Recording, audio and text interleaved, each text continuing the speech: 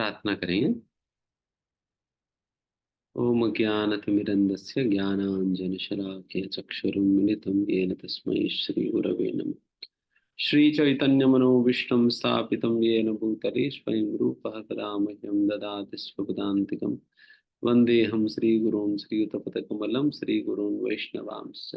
श्रीरूपं साग्रजातं सहगण रघुनाथान्वितं तं सजीवं साद्वैतं सावधूतं परिजनसहितं कृष्णचैतन्यदेवं श्रीराधाकृष्णपादान् सहगण ललिता श्रीविशाखान्वितांश्च। हे कृष्णकरुणासिन्धु दीनबन्धो जगत्पते गोपेश गोपिकान्त राधाकान्त नमोऽस्तुते।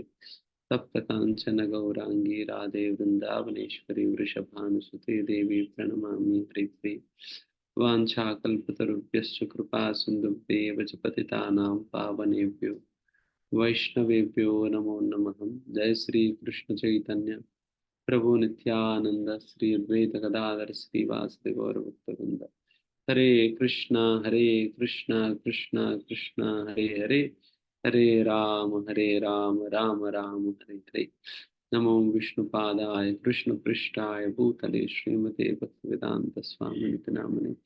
नमस्ते सारस्वती देवे गौरवाणी प्रचारिणे निर्विशेष शून्यवाद पाश्चात्य देशतारिणे।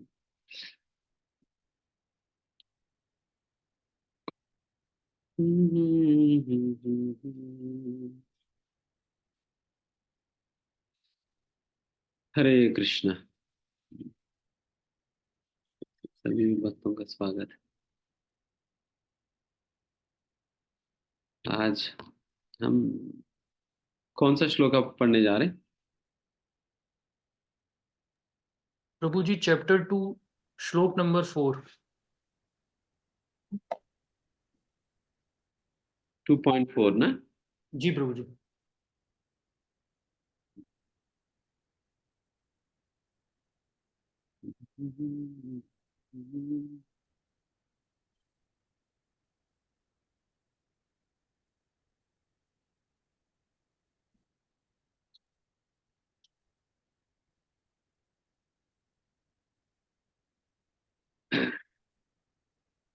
अर्जुन उवाच कथं भीष्मम् अहं संख्ये द्रोणं च मधुसूदन इषुभिः प्रतियोत्स्यामि पूजार्हा वरिसूदन।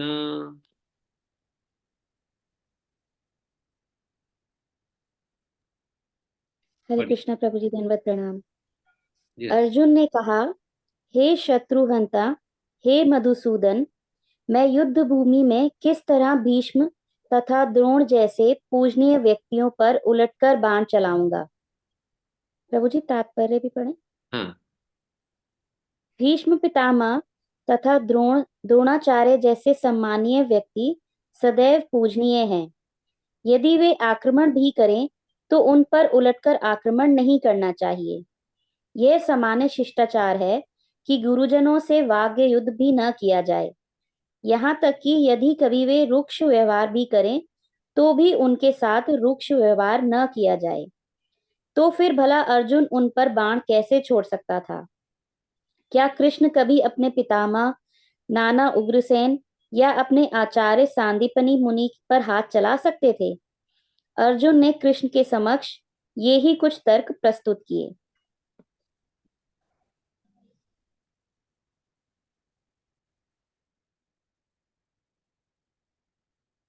ओके।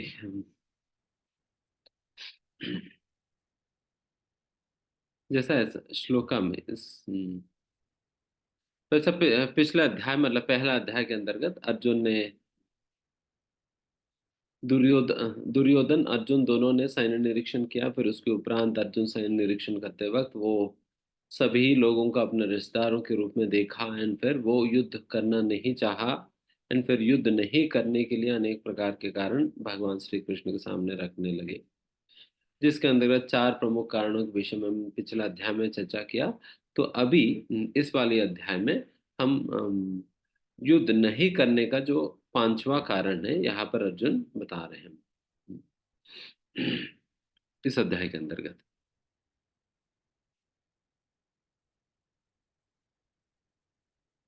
एंड इसी दौरान ये श्लोका अर्जुन बता रहे हैं। इसका पहला वाला इसी अध्याय के अंदर इस पहले वाले श्लोकों में भगवान कृष्ण अर्जुन से इस प्रकार से कहने लगे, अर्जुन तुम तो कमजोर हृदय वाले हो, और कमजोर हृदय होने के कारण, वीक हार्टेडनेस के कारण आप इस प्रकार की बातें कर रहे हो,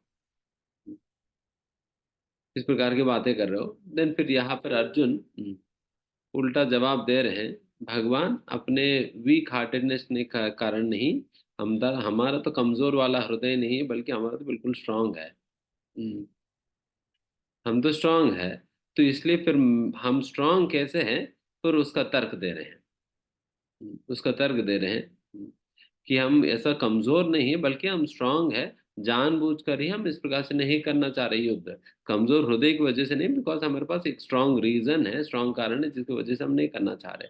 फिर वो स्ट्रांग रीजन क्या है, यहाँ पर अर्जुन बता रहे हैं, देखिए इस प्रकार से ये सभी द्रोण भीष्म इत्यादि ये सभी लोग जो है मेरे लिए बहुत ही वरिष्ठ है, ये सभी तो मेरे पूजा अर्हा मतलब अर्हा मतलब योग्य है, ये मेरा पूजा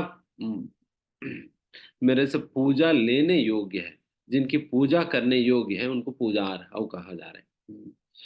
तो वैसा पूजा योग्य लोगों को, जो सम्माननीय लोगों को मैं किस प्रकार से इस प्रकार बांध चलाऊं।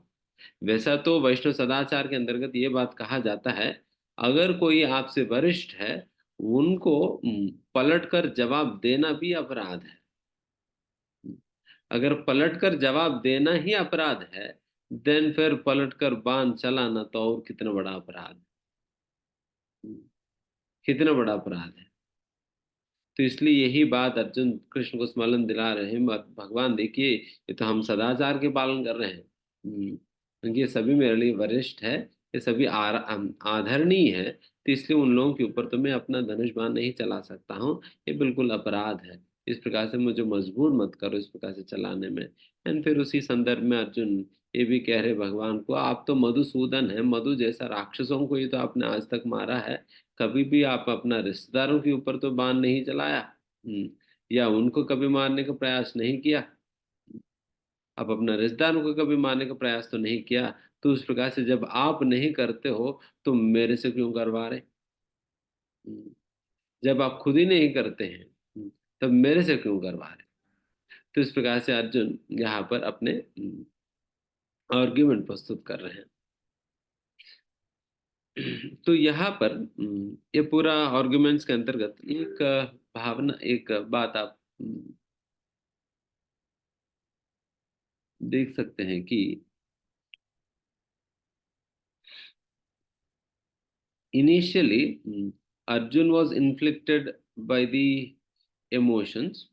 अर्जुन वो भावनाओं से प्रभावित हुए थे, उसके बाद उन भावनाओं को डिफेंड करने के लिए अलग अलग प्रकार के तर्क प्रस्तुत कर रहे हैं। पहले इमोशंस आ गए, जो आना है आ गया, फिर उसके बाद उन इमोशंस को डिफेंड करने के लिए वो अपना आर्गुमेंट्स प्रस्तुत कर रहे हैं। तो ये गलत होता है, ये गलत होता है। इमोशंस प्रकट होने के बाद आर्गुमेंट्स लाना, ये ऑलमोस्ट डिसीविंग होता है, ये बहुत ही डिफेंसिव है, डिफेंसिव एटीट्यूड है। रैदर क्या होनी चाहिए, are our our logic, reasoning and scriptures should actually drive our responses। हमारे responses को शास्त्रों के आधारित होनी चाहिए। अभी जो रिस्पॉन्स उनका आ चुका है उसको डिफेंड कर रहे हैं आर्गुमेंट के साथ, रिस्पॉन्स आ चुका है, फिर उसको अपने शास्त्रों की बात लेकर फिर डिफेंड कर रहे हैं। रैदर हमारा रिस्पॉन्सेस भी शास्त्रों के अनुसार होनी चाहिए, हम्म, होनी चाहिए, जो कि यहाँ पर अर्जुन रिस्पॉन्स आने के बाद डिफेंड करने का प्रयास कर रहे हैं। मोस्टली लोग इसी प्रकार से ही करते हैं।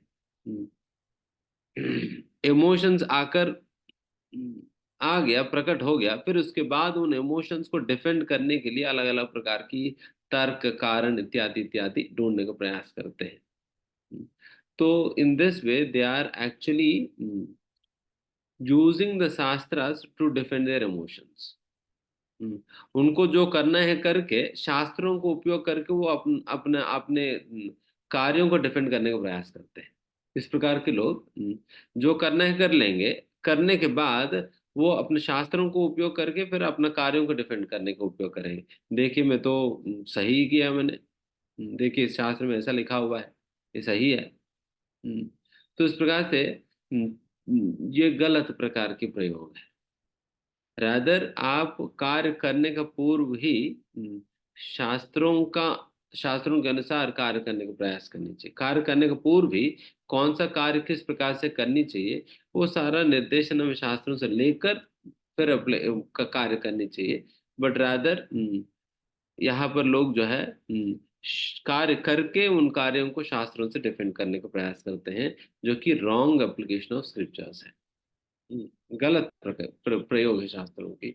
अर्जुन भी यही कर रहे हैं। उनको जो इमोशंस जो करना है वो कर रहे हैं, एंड फिर उसके बाद अपना कार्यों को डिफेंड करने के लिए शास्त्रों का प्रयोग कर रहे हैं, जो कि गलत है। जैसे जो गुस्सा करना है कर लिया, फिर उसके बाद हम कहेंगे कि देखिए मैं मेरा गुस्सा भी तो प्रामाणिक है।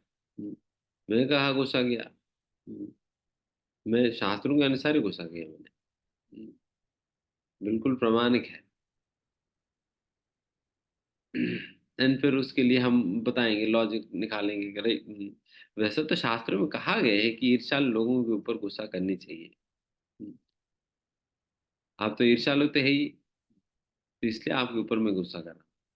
तो क्या है? तो मेरा गुस्सा बिल्कुल रीजनेबल है, इस प्रकार से करनी चाहिए। तो वैसे वैसे डिफेंड करना ये रॉन्ग एप्लीकेशन होगा। Wrong application. इसलिए scriptural reference should come before action. Scripture शास्त्रों का संपर्क करना ये कार्य करने के पहले होना चाहिए। कार्य करने के बाद शास्त्र ढूंढकर अपने कार्यों को डिफेंड करने का प्रयास नहीं करें, देन ये फिर रॉन्ग एप्लीकेशन होगा। तो यहाँ पर अर्जुन को जो इमोशंस आना है आ गया, फिर अपने इमोशंस को डिफेंड करने के लिए वेरियस आर्गुमेंट्स यहाँ पर अर्जुन वेरियस तर्क उपयोग कर रहे हैं। उनको जो करना है उनको जो करना है वो कर उन्होंने डिसीजन ले लिया मुझे युद्ध नहीं करना है, युद्ध क्यों नहीं करना है फिर उसके आर्गुमेंट्स दे रहे हैं। देखिए मुझे इसलिए नहीं करना, इसलिए नहीं करना, इसलिए नहीं करना, इसलिए नहीं करना। बट एक्चुअली में वो क्यों नहीं करना चाह रहे, बिकॉज ऑफ इमोशंस। इमोशंस की वजह से नहीं करना चाह रहे, तो ये गलत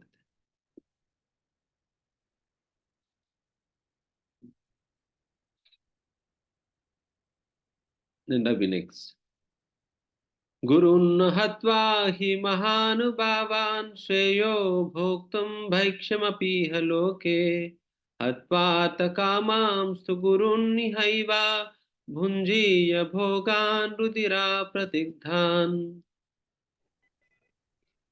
ऐसे महापुरुषों को जो मेरे गुरु हैं, उन्हें मारकर जीने की अपेक्षा इस संसार में भीख मांगकर खाना अच्छा है।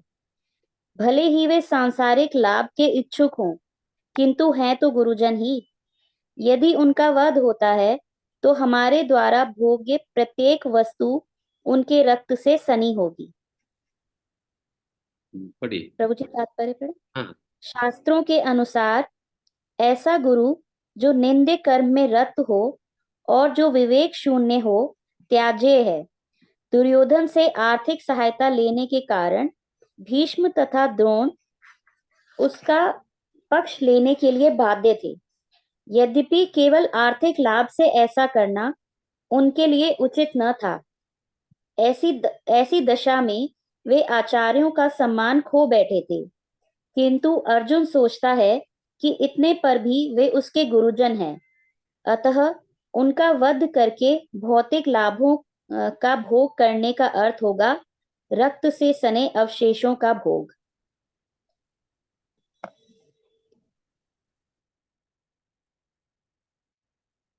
यहाँ पर अर्जुन कह रहे हैं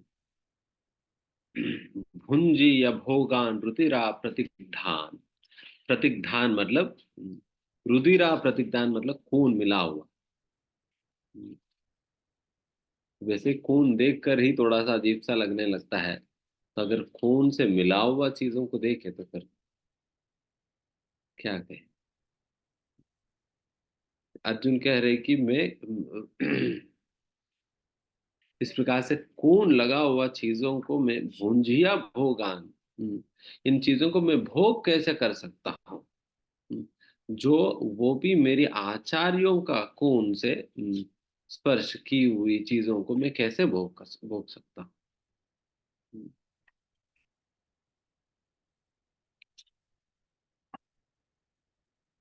एंड इससे बेहतर है, कह रहे कि श्रेय, श्रेय मतलब बेहतर है।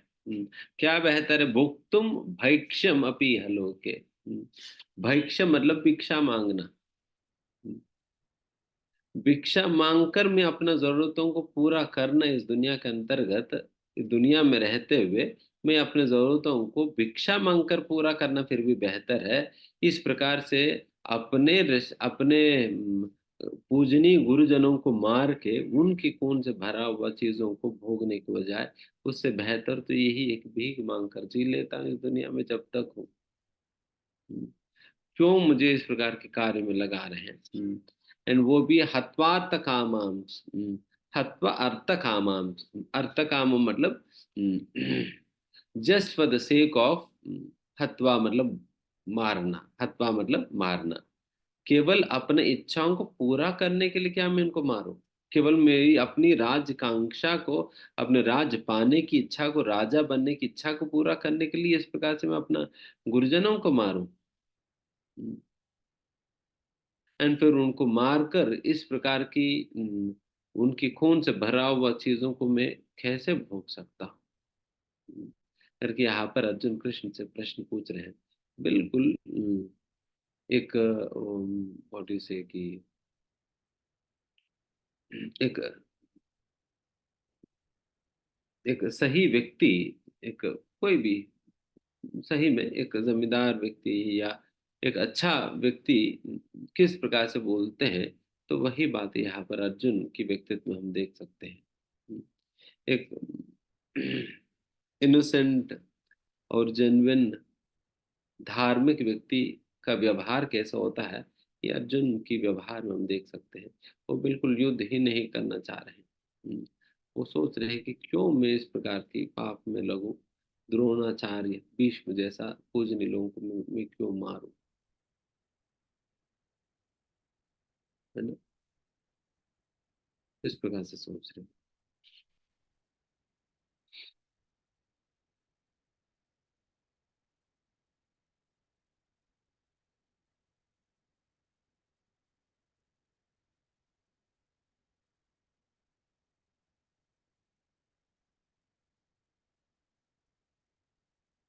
यहाँ पर भगवान श्री कृष्ण की सुझाव को एक्सप्लेन करते हुए श्रील प्रभुपाद जी अपने तात्पर्य में बात लिखते हैं कि जब कोई गुरुजन अपने सेंस को खोकर वो अपना शिष्यों को गलत प्रकार के कार्यों में लगाते हैं, तब वैसा गुरुजनों को त्यागने के लिए शास्त्रों में उपदेश है। The scriptures recommend one to give up such a spiritual master, such a so-called spiritual master, who tries to engage his disciples in notorious illicit activities. जो गलत कार्यों में अगर लगाने का प्रयास करता है गुरु शिष्यों को, उन परिस्थितियों में गुरु को भी त्यागने के लिए शास्त्र कहती है। जिस प्रकार से जब बलि महाराज को वामन देव को दान देने से जब शुक्राचार्य रोक रहे थे, तब बलि महाराज ने शुक्राचार्य की आज्ञा को नकारते हुए उनको त्याग दिए थे। उनकी सारा धर्म का निचोड़ तो यही है कि भगवान को पूर्ण रूप से समर्पण करना।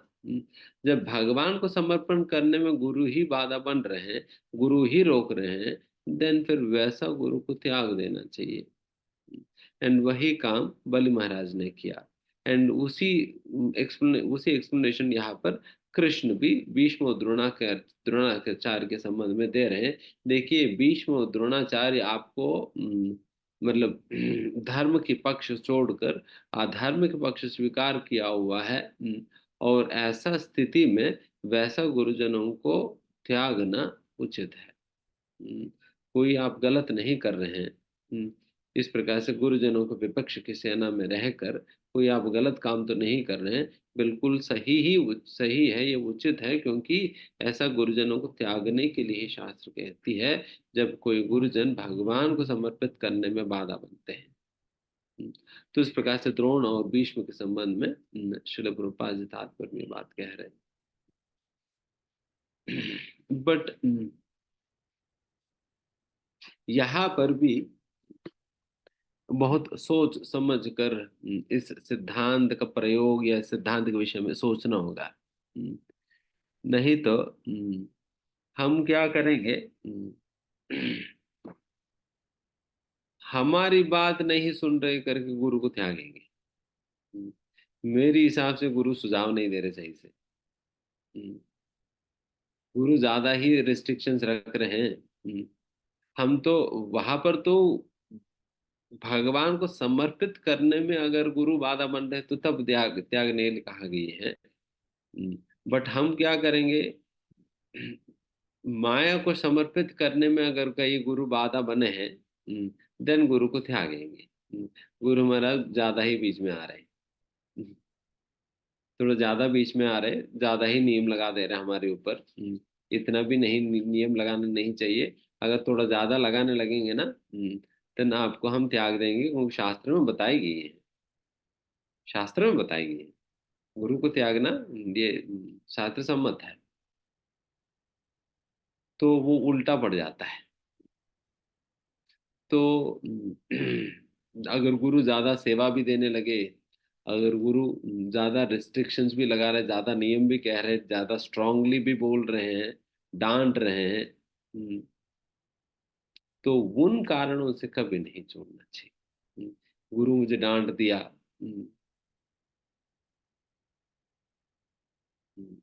गुरु डांटेंगे नहीं तो फिर क्या, लोरी गा कर सुलाएंगे। बेटा काफी साल से आप सोया नहीं, सो जाओ। माया के गोदी में अच्छा नींद आता है। अच्छा नींद आता है, थोड़ी सुलाएंगे। गुरु तो फिर कहेगा, डांटेगा, और ऐसा कई बार ऐसा ऐसा सेवाएं भी देगा जो कि हमारा इंद्रियों के लिए अनुकूल ना हो। हम्म, हमारा अहंकार के लिए बिल्कुल ही ठीक नहीं लगता हो। कभी कहेंगे प्रभु जी थोड़ा ना बाहर जाकर पुस्तक वितरण करो। हम्म, फिर लगता है, अरे बाप रे बाप, प्रभु जी ये क्या, मैं तो मैनेजर हूँ। हम्म, मैं क्या पुस्तक लेकर खड़ा रहूंगा बाहर। हम्म, तो फिर इस प्रकार से कई बार लगने लगता है। तो अगर ज्यादा ही कहने लगे तो कहेंगे, प्रभु जी हम ना, हम दूसरा गुरु को ढूंढ लिया, अभी आपके साथ खत्म हो गया। तो this is not the way, this not the way. But यहाँ पर जो भीष्म और द्रोणाचार्य के विषय में श्रील प्रभुपाद जी बता रहे नहीं, बिकॉज भीष्म और द्रोणाचार्य दोनों ने, हालांकि वो काफी वरिष्ठ थे, फिर भी उन लोगों ने किसी कारणवश किसी संदर्भ में इस प्रकार से एक अधर्म के पक्ष लिया हुआ है। और तो इसलिए यहाँ पर वैसा लोगों को त्यागने के लिए भगवान श्री कृष्ण उचित उचित अ, सलाह ही दे रहे हैं करके भगवान प्रभुपाद जी एक्सप्लेनेशन दे रहे हैं। ठीक है, नेक्स्ट श्लोका। न चैतद्विद्मा कतरन्न गौरीयो यद्वा जयेमा यदि वा न जो जयेयो यानेव हत्वा न जिजीविषां सामस् ते ते अवस्थिताः प्रमुखे दातराष्ट्राः। हम ये भी नहीं जानते कि हमारे लिए क्या श्रेष्ठ है, उनको जीतना या उनके द्वारा जीते जाना। यदि हम धृतराष्ट्र के पुत्रों का वध कर देते हैं तो हमें जीवित रहने की आवश्यकता नहीं है, फिर भी वे युद्ध भूमि में हमारे समक्ष खड़े हैं। पढ़िए। अर्जुन की समझ में ये नहीं आ रहा था कि वे क्या करे, युद्ध करे और अनावश्यक रक्तपात का कारण बने। यद्यपि क्षत्रिय होने के नाते युद्ध करना उसका धर्म है, या फिर वे युद्ध से विमुख होकर भीख मांगकर जीवन यापन करे। यदि वे शत्रु को जीतता नहीं है तो जीविका का एकमात्र साधन भिक्षा ही रह जाता है। फिर जीत भी तो निश्चित नहीं है, क्योंकि कोई भी पक्ष विजयी हो सकता है। यदि उसकी विजय हो भी जाए, क्योंकि उसका पक्ष न्याय पर है, तो भी यदि धृतराष्ट्र के पुत्र मरते हैं तो उनके बिना रह पाना अत्यंत कठिन हो जाएगा।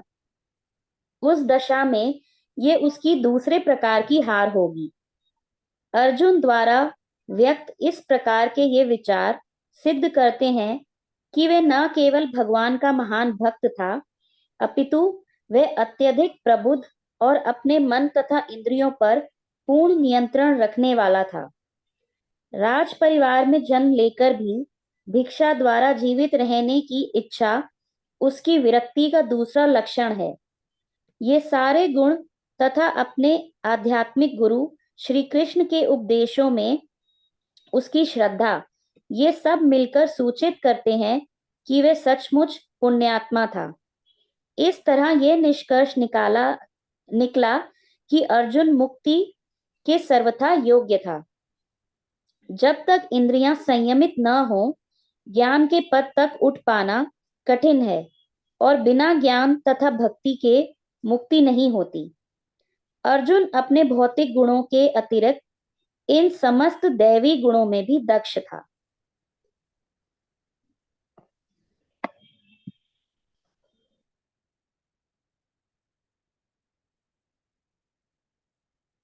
जैसे यहाँ पर बता रहे हैं,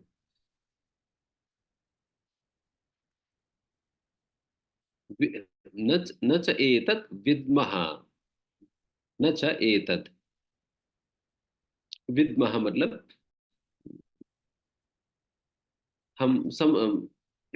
हम ये बात समझ नहीं पा रहे कि कतरन नो गरियो, कतरत मतलब हमारे लिए गरिया मतलब श्रेष्ठ क्या है, गरिया मतलब श्रेष्ठ है।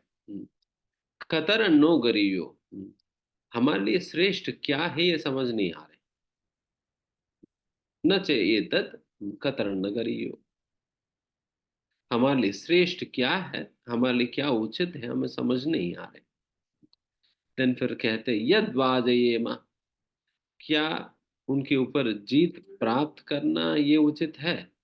यदि वा, नहीं तो नो जयेयु, मतलब उनसे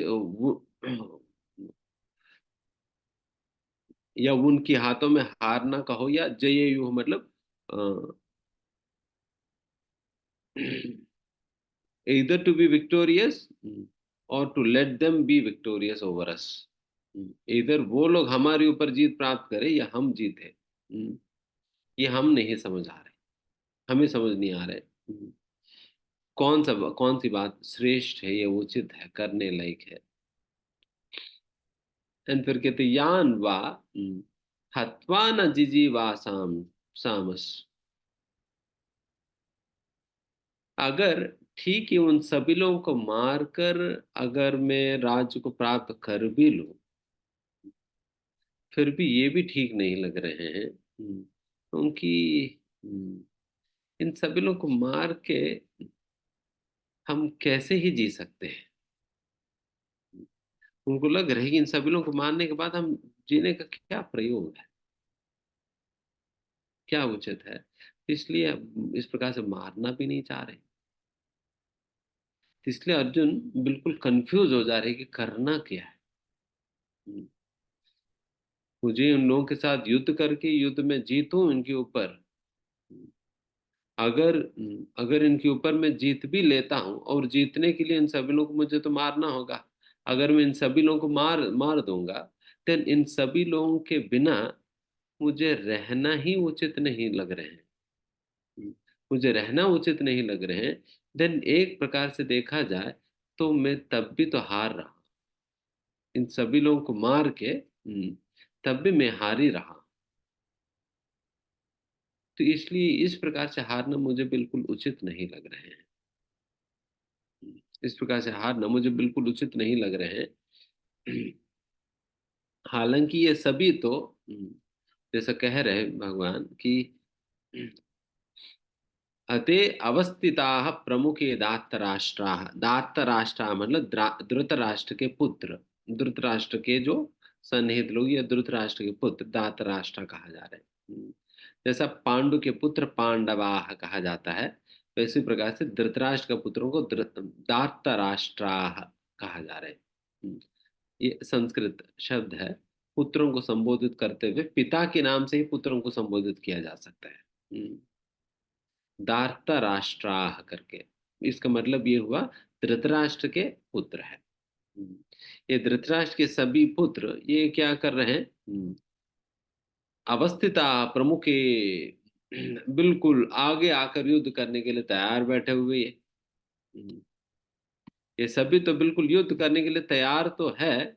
उस स्थिति में भी क्यों ना हो, फिर उनको इस प्रकार से मारकर मुझे राज प्राप्त करने पे मुझे नहीं लग रहा है कि ये मेरे लिए उचित है, और मेरे लिए, मैं नहीं मानता हूँ कि ये मेरे लिए जीत हुआ है, बल्कि मेरे दृष्टिकोण में तो मैं तब भी हार ही रहा हूँ। अगर हारना तो हार है ही, अगर इस प्रकार से जीत कर भी मेरे हिसाब से तो हार नहीं हुआ। तो इसलिए इस प्रकार की जीत मुझे नहीं चाहिए करके अर्जुन उस प्रकार की विजय प्राप्त करने के लिए युद्ध करने से मना कर रहे हैं। मैं नहीं कर पाऊँ, मेरे से नहीं हो पाएगी। तो इस प्रकार से अर्जुन की भावना इस श्लोका में दिखाई दे रही है।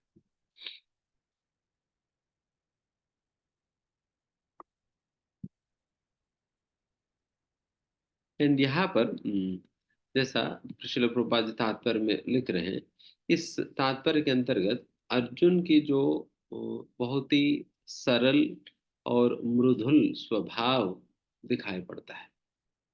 कितना सरल थे अर्जुन एंड कितना सॉफ्ट हार्टेड थे, कितना सॉफ्ट हार्टेड थे।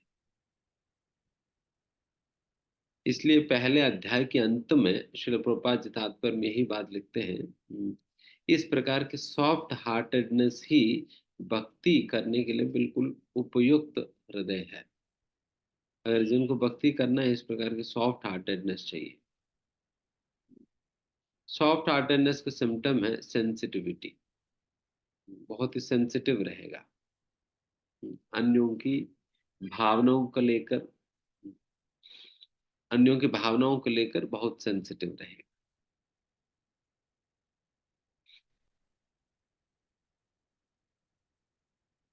ये सॉफ्ट हार्टेडनेस है।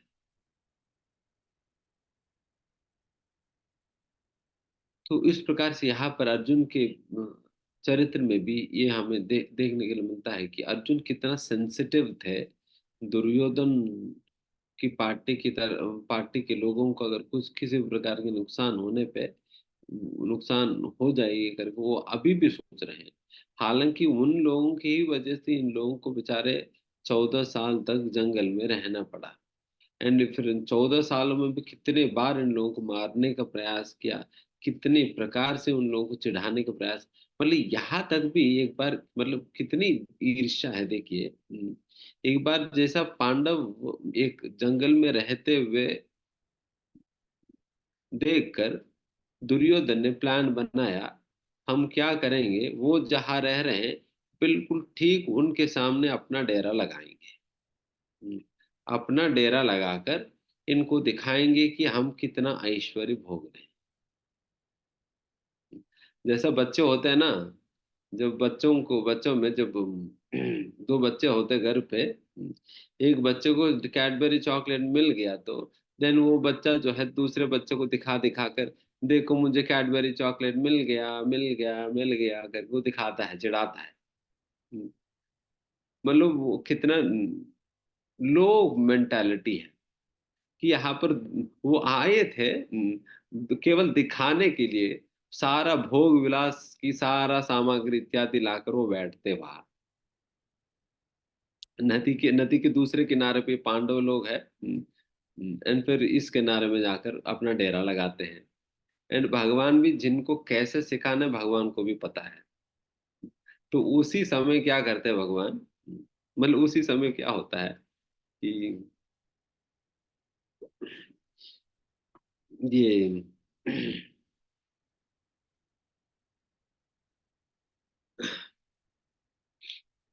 कुछ यक्ष, गंधर्व लोग जो है, गंधर्व, वो आकर दुर्योधन को मना करते हैं, आप लोग अपना कैंप यहाँ से हटाओ, यहाँ से हटाओ, करके उन लोगों को डांटने लगे। ये तो गंधर्वों के स्थान है, तो यहाँ पर आपको इस प्रकार से आने के कोई अधिकार नहीं, यहाँ नहीं रह सकती, यहाँ से निकलो। जब वो लोग निकलने के लिए तैयार नहीं हुए, देन गंधर्व और दुर्योधन की पार्टी के बीच में युद्ध हुआ। एंड फिर उस युद्ध में दुर्योधन को ऐसा बुरे तरीके से हरा दिया, दुर्योधन को और ये सभी कौरवों के, ऐसा कर्ण को इत्यादि लोगों को ऐसा बुरे तरीके से हरा दिया कि दुर्योधन को बंदी बना दिया। दुर्योधन को, सारे कौरवों को बंदी बंदी बना दिया। ये लोग आए थे इन लोगों को छिड़ा कर एंजॉय करके इन लोगों को छिड़ाने के लिए आए थे, उल्टा ये लोग बंदी बन गए, उल्टा ये लोग बंदी बन गए। इन मतलब युधिष्ठिर महाराज का पर्सनैलिटी देखिए, ये लोग सभी बंदी बन गए।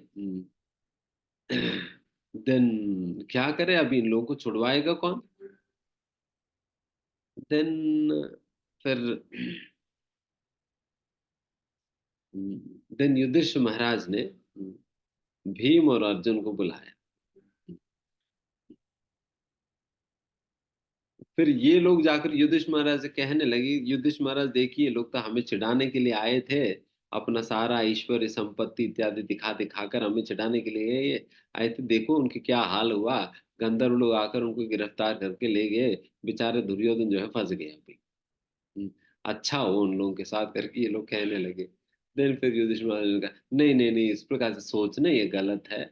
चाहे कितना भी क्यों ना हो, कितना भी विरोध क्यों ना हो, फिर भी अल्टीमेटली वो सभी हमारे लिए तो हमारे भाई है सभी। हम्म, हमारे भाई है। हमारे परिवार के अंतर्गत ये कला है, बट बाहर की दुनिया के लिए तो हम सभी इकट्ठा ही है। हम सभी इकट्ठा ही है। इसलिए वो लोग जब संकट पे हैं, तब उनकी रक्षा करना हमारी जिम्मेदारी बनता है। इसलिए आप दोनों जाकर उनकी रक्षा करो, उनकी रक्षा करो। धन भीमसेन और अर्जुन दोनों जाकर गंधर्वों के साथ युद्ध करते हैं। युद्ध करके फिर उनको युद्ध में हराकर फिर दुर्योधन को छुड़वाते हैं, दुर्योधन को छुड़वाते हैं। एंड दुर्योधन जब इस प्रकार से छुड़वाने के बाद, जब अपना हस्तिनापुर जब वापस लौटते हैं, तो वहां जाकर कहता है कि देखिए मेरा कितना बेइज्जती हो गया है, कितना बेइज्जती हो गया। जिन लोगों को छिड़ाने में गया था, उन्हीं लोगों की सहायता लेना पड़ी। मैं खुद इस प्रकार से छुड़वा नहीं पाया, उन लोगों से सहायता लेकर अल्टीमेटली उनके आश्रय में जाकर हूँ, फिर मुझे इस प्रकार से आना पड़ा। मेरे कितना बेइज्जती होगी, क्या जीवन है मेरी, हर जगह ही मेरा बेइज्जती होता ही रहता है। वहां वो कहा, एक बार तो इंद्रप्रस्थ गया था, फिर वहां पर भी मेरी इतना सारा बेइज्जती हुआ, और यहाँ पर भी इतना बेइज्जती हुआ। क्या इसी के लिए मैं जन्मा हूँ, मुझे आत्महत्या कर लेनी चाहिए। फिर वो ऐसा सोचने लग जाता है, मुझे आत्महत्या कर लेनी चाहिए। तो उस प्रकार से मतलब आप देखिए कितना कितने ये लोग बच्चों की तरह क्या क्या किए थे दुर्योधन की पार्टी ने पांडवों को।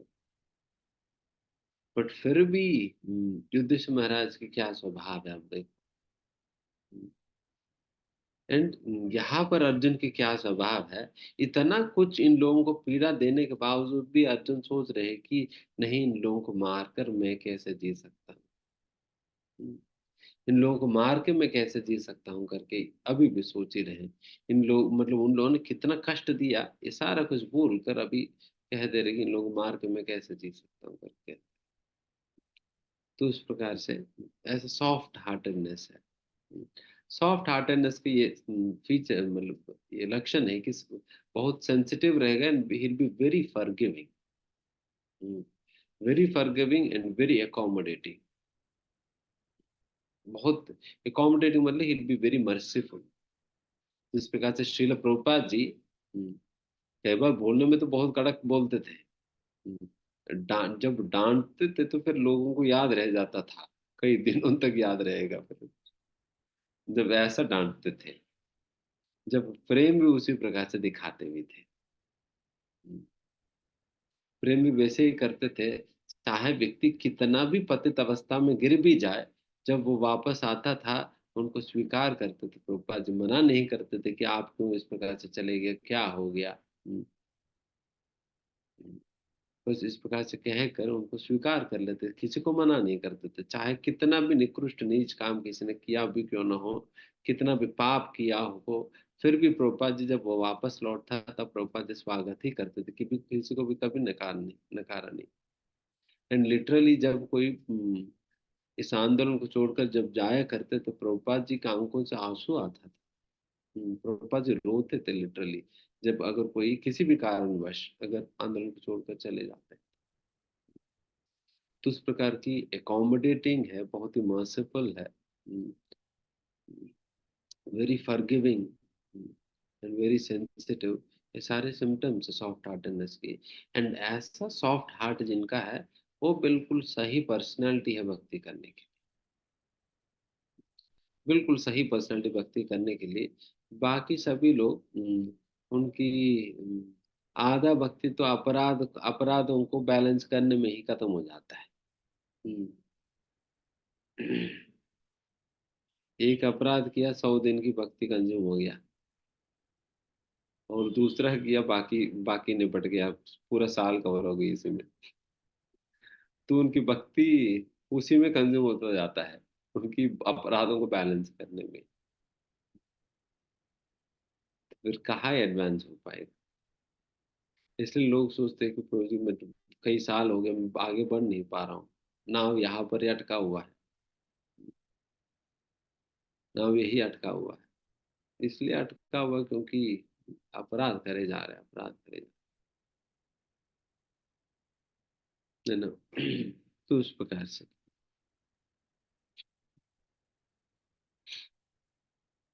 इसलिए प्रभुपाद जी कहते हैं it is concluded that Arjun was quite fit for liberation. इसलिए यही निष्कर्ष है, अर्जुन बिल्कुल सही व्यक्ति है मुक्ति प्राप्त करने के लिए। Because unless the senses are controlled, there is no chance of elevation to the platform of knowledge.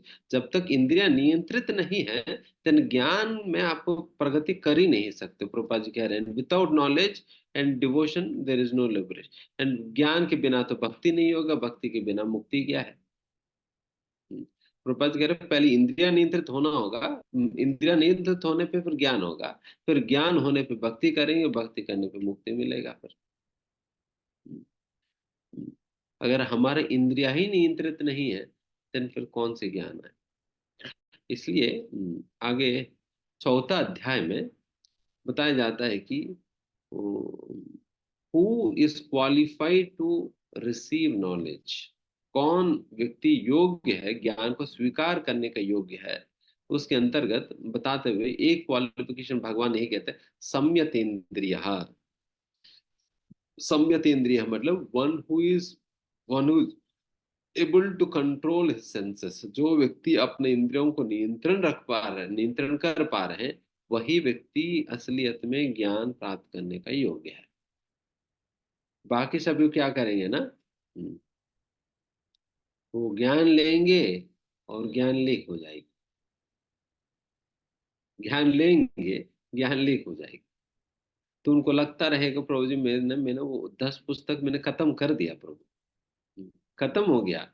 हम्म, बस ऐसा खत्म कर दिया कि बस दोबारा पढ़ने की जरूरत ही नहीं पड़ेगा, खत्म कर दिया। तो जी ये वाला लेक्चर्स भी हम खत्म कर दिए हैं। हम्म, तो सारा ही खत्म हो जाता है। और मन में भी जो ज्ञान है वो भी खत्म हो जाता है साथ ही साथ। कुछ रहता नहीं है, सारा खत्म हो गया। हम्म, कुछ रहता नहीं मन बुद्धि में, सारा ही खत्म हो गया। पुस्तक भी खत्म हो गया और बुद्धि में ज्ञान भी खत्म हो गया, इसलिए वो दोनों जगह कुछ रहा नहीं। तो वैसा स्थिति हो जाता है अगर किसी कोई अपने इंद्रियों को नियंत्रण किए बिना अगर केवल हम्म, ज्ञान एकत्रित करने का प्रयास करते, वो वैसे ही है जैसा आप बकेट भरने का प्रयास कर रहे हैं, नल खोल तो दिया है बट आपने बकेट में भरा नहीं छेद भरा नहीं। छेद भरे बिना आप नल खोल दिया, बकेट रख दिया तो बकेट थोड़ी भरेगा।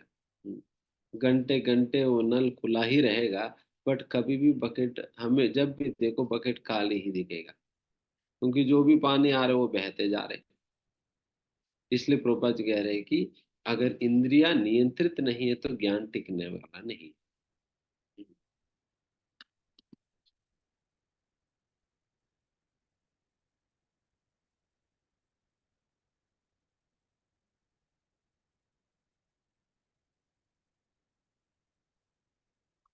कार्पण्य दोषोपहत स्वभावा पृच्छामि त्वां धर्म सम्मूढ़चेताः यच्छ्रेयस्यान्निश्चितं ब्रूहि तन्मे शिष्यस्तेऽहं शाधिमां त्वां प्रपन्नम्।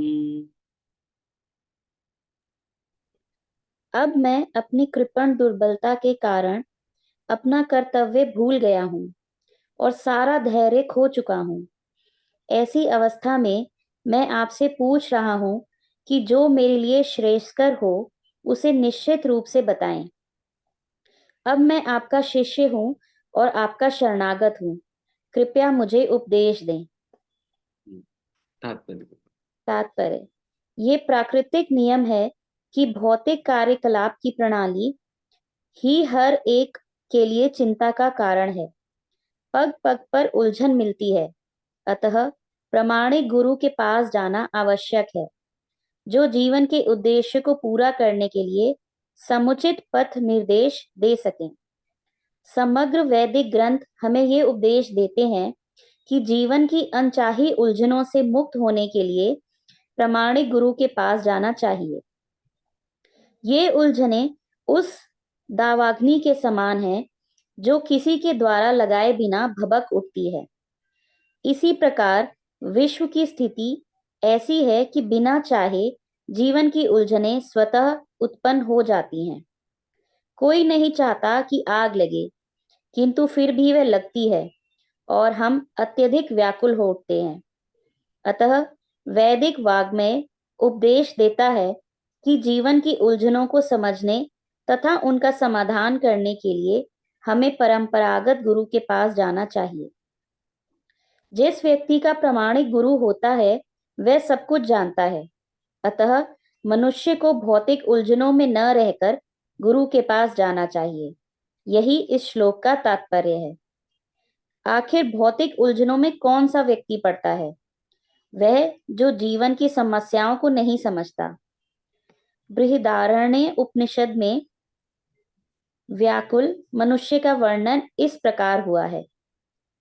यो वा अत्यदक्षरम गार्गर्य विदित्वास्माल्लोकात् प्रेति स कृपणः। कृपण वह है जो मानव जीवन की समस्याओं को हल नहीं करता और आत्म साक्षात्कार के विज्ञान को समझे बिना कुकर सूकर की भांति इस संसार को त्याग कर चला जाता है। जीव के लिए यह मनुष्य जीवन अत्यंत मूल्यवान निधि है, जिसका उपयोग वह अपने जीवन की समस्याओं को हल करने में कर सकता है। अतः जो इस अवसर का लाभ नहीं उठाता वह कृपण है। ब्राह्मण इसके विपरीत होता है, जो इस शरीर का उपयोग जीवन की समस्त समस्याओं को हल करने में करता है। य एतदक्षरम गार्गी विदित्वा स्मालोको काति प्रेति स ब्राह्मण। देहात्म बुद्धि वश कृपण या कंजूस लोग अपना सारा समय परिवार, समाज, देश आदि के अत्यधिक प्रेम में गंवा देते हैं। मनुष्य प्राय चर्म रोग के आधार पर अपने पारिवारिक जीवन अर्थात पत्नी, बच्चों तथा परिजनों में आसक्त रहता है। कृपण यह सोचता है कि वे अपने परिवार को मृत्यु से बचा सकता है, अथवा वह ये सोचता है कि उसका परिवार या समाज उसे मृत्यु से बचा सकता है। ऐसी पारिवारिक आसक्ति निम्न पशुओं में भी पाई जाती है, क्योंकि वे भी बच्चों की देखभाल करते हैं। बुद्धिमान होने के कारण अर्जुन समझ गया था कि पारिवारिक सदस्यों के प्रति उसका अनुराग तथा मृत्यु से उनकी रक्षा करने की उसकी इच्छा ही उसकी उलझनों का कारण है। यद्यपि वह समझ रहा था कि युद्ध करने का कर्तव्य उसकी प्रतीक्षा कर रहा था, किंतु कृपण दुर्बलता, कार्पण्य दोष के कारण वह अपना कर्तव्य नहीं निभा रहा था। अतः वह परम गुरु भगवान कृष्ण से कोई निश्चित हल निकालने का अनुरोध कर रहा है। वह कृष्ण का शिष्यत्व ग्रहण करता है। वह मित्रतापूर्ण बातें बंद करना चाहता है। गुरु तथा शिष्य की बातें गंभीर होती हैं और अब अर्जुन अपने मान्य गुरु के समक्ष गंभीरता पूर्वक बातें करना चाहता है। इसलिए कृष्ण भगवत गीता ज्ञान के आदि गुरु हैं और अर्जुन गीता समझने वाला प्रथम शिष्य है। अर्जुन भगवत गीता को किस तरह समझता है, ये गीता में वर्णित है। तो भी मूर्ख संसारी विद्वान बताते हैं कि किसी मनुष्य रूप कृष्ण की नहीं, बल्कि अजन्मा कृष्ण की शरण ग्रहण करनी चाहिए। कृष्ण के अंतः तथा बाह्य में कोई अंतर नहीं है। इस ज्ञान के बिना जो भगवत गीता को समझने का प्रयास करता है, वह सबसे बड़ा मूर्ख है।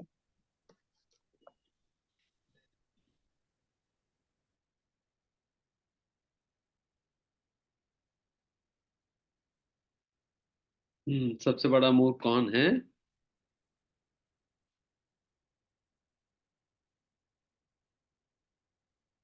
जो ये बात नहीं समझ पाते हैं कि कृष्ण के अंतर अंतरंगिक में, आंतर्य में या और बाहर में किस प्रकार की अंतर नहीं है। जैसा हम लोगों में तो अंतर होता है, हमारा शरीर और हमारे आत्मा में अंतर है, बट भगवान का शरीर और आत्मा में कोई अंतर नहीं होता है। भगवान का शरीर भी सच्चिदानंद विग्रह, इसलिए कहते हैं ना, ईश्वरा परमा कृष्ण सच्चिदानंद विग्रह। भगवान का विग्रह जो है, भगवान का स्वरूप, भगवान का शरीर, विग्रह मतलब रूप है। ये रूप किससे बना हुआ है? सच्चिदानंद विग्रह है, सच्चिदानंद से बना हुआ है। हमारा तो केवल आत्मा ही सच्चिदानंद से बना हुआ है, बाकी तो वही पृथ्वी जल आयु आकाश इन्हीं चीजों से बना हुआ है। तो इस प्रकार से हमारा और भगवान में ही अंतर है। इस बात को जो व्यक्ति नहीं समझता है, देन फिर वो भगवान के कार्यों को सही प्रकार से नहीं समझ पाता। अन्य तात्पर्य के अंतर्गत श्रील प्रभुपाद जी काफी समय जो है वो कृपणा और ब्राह्मणा के व्यत्यास को समझाने के लिए उपयोग करते हैं। एंड उसका पहला वाला पैराग्राफ में श्रील प्रभुपाद जी वर्णन करते हैं कि संसार दावनल, इसके विषय में वर्णन करते हैं। तो यही दो चीज हम चर्चा करेंगे। प्रभुपाद कहते हैं जिस प्रकार से एक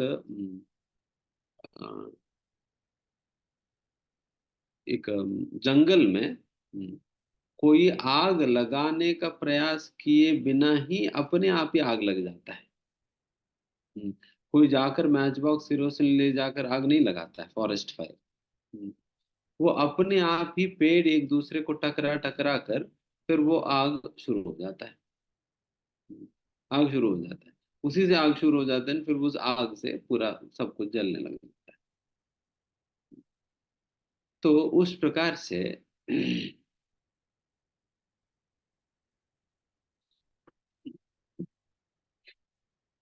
उसी प्रकार से जीवन में व्यक्ति ना चाहते हुए भी या बिल्कुल कष्टों को अपने जीवन में स्वागत करने का या कष्टों को लाने का प्रयास किए बिना ही अपना जीवन में जो भी कष्ट शुरू हो जाता है। हम अलग से उसके लिए कोई प्रयास नहीं करते हैं कष्ट लाने के लिए हमारा जीवन में, वो अपने आप ही आ जाता है कष्ट। उसी जिस प्रकार से ये जंगल में आग अपने आप लग जाता है, उसी प्रकार से लग जाता है।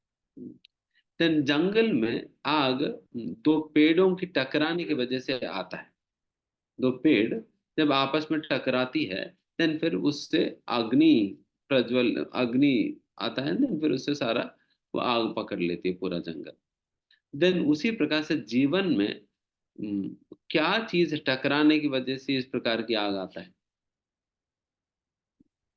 तो इसके विषय में सोचे तो बताया जाता है कि जब भौतिक इच्छाएं जब टकराती है, देन फिर आग शुरू होता है। जब भौतिक इच्छाएं टकराती है, देन फिर भौतिक इच्छाओं की वजह से ये अग्नि शुरू हो जाता है। एंड फिर जो अग्नि शुरू होता है, देन फिर वो अग्नि सब कुछ ही जलाने लगते हैं। तो इसलिए जो एक्चुअल फायर को इग्नाइट करने वाला या शुरू करने वाला कौन है? भौतिक इच्छा है। अगर भौतिक इच्छा ही नहीं रहेगी, देन फिर ये अग्नि भी नहीं होगा, ये संसार दावानल ही नहीं होगा। सारा कुछ ये अग्नि ये भौतिक इच्छा की वजह से शुरू हो रहा है। इसलिए बताए जाते हैं, एक श्लोका एक भजन में गाते हैं, अति तुच्छ भोग आशे बंदी होई माया पाशे। बहुत ही तुच्छ मात्र एक भौतिक इच्छा को अपने पालने की वजह से बंदी होई माया पाशे, ये व्यक्ति माया के पास में बंद जा रहे हैं। सिंपली बीइंग इन्फ्लिक्टेड और being affected by material desire, एक भौतिक इच्छा की वजह से व्यक्ति फंस जा रहे हैं।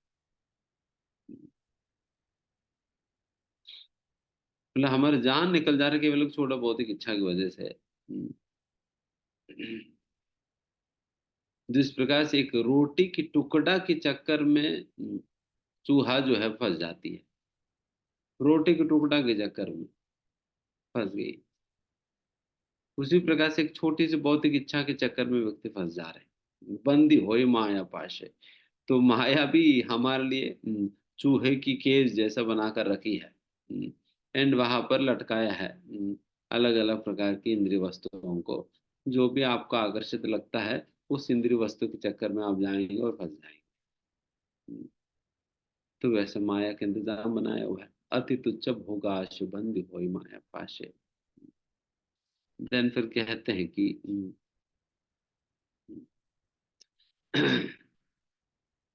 इस तात्पर्य में प्रभुपाद जी ये भी कह रहे हैं,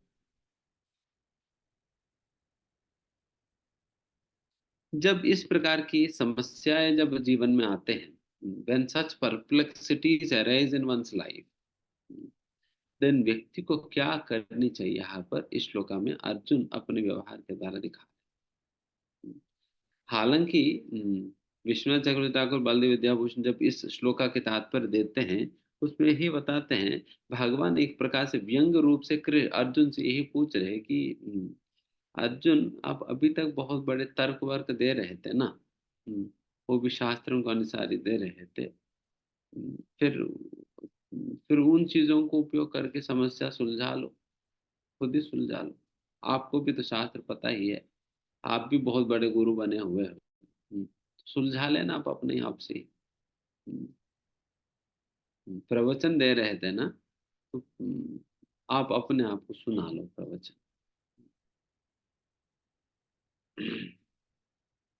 इसलिए अर्जुन जिस प्रकार से ज्ञानी है, उसी प्रकार का ज्ञानी हम बनने के बावजूद भी, बहुत बड़े प्रवक्ता बनने के बावजूद भी, प्रचारक बनने के बावजूद भी, जब जीवन में समस्या आता है, हमारी हाल क्या होता है हम सभी को पता है ना? हम्म,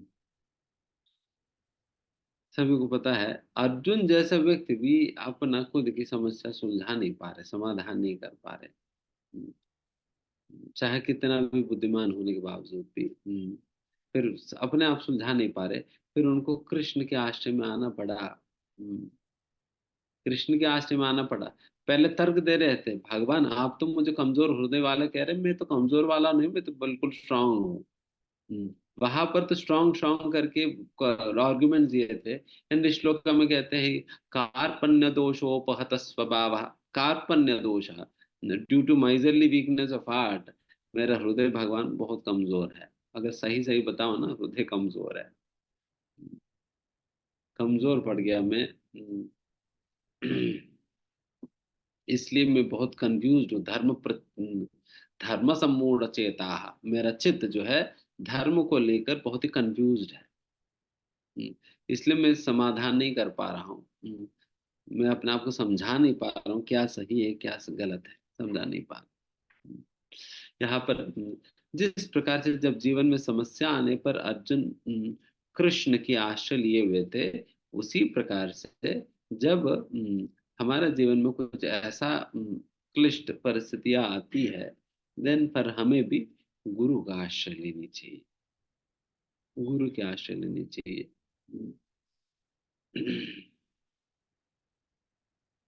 तो इसका मतलब ये नहीं हुआ हम्म, हर बात पे गुरु को पकड़ेंगे। हम्म, हर बात पे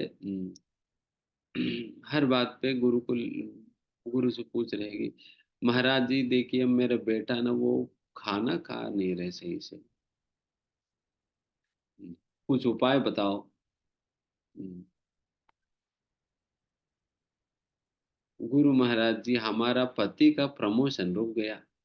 हम्म, कुछ व्रत कुछ है तो बता दीजिए, अन्यथा तो उसी प्रकार की छोटे मोटे चीजों को लेकर गुरु के पास नहीं जाया जाता है, बल्कि इन प्रकार की भौतिक समस्याओं को समाधान करने के लिए गुरु नहीं बैठे हुए हैं। A spiritual master is not meant to make your material life pleasing, comfortable and happy. गुरु इसके लिए नहीं बैठे हुए हैं कि वो आपके भौतिक जीवन को सुलझाने के लिए, आपकी समस्याओं को हटाने के लिए, आपकी भौतिक जीवन को बहुत ही सरल सुविधाजनक हम्म, बनाने के लिए नहीं है। इसलिए प्रोपा जी कहते हैं, आज सुबह हम एक प्रवचन सुन रहे थे, प्रोपा जी बता रहे थे उसमें, don't make spiritual master your order carrier. गुरु के ऑर्डर कैरियर मत बनाओ। आपकी आज्ञा पालन करने वाला आज्ञाकारी। ऑर्डर कैरी मतलब समझते हैं ना, कि जैसा होटल में जाते हैं, होटल में जाने पे वेटर आता है, तो वेटर को हम बताते हैं कि देखिए आज ना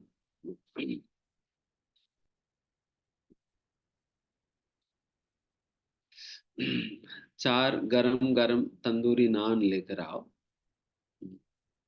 और उसके साथ खाने के लिए वो पिछली बार तो चिल्ली पनीर लिया था, बट इस बार वो नहीं लेंगे, इस बार वो मटर पनीर लेकर आए, और उसके साथ साथ थोड़ा सॉस भी लगाओ,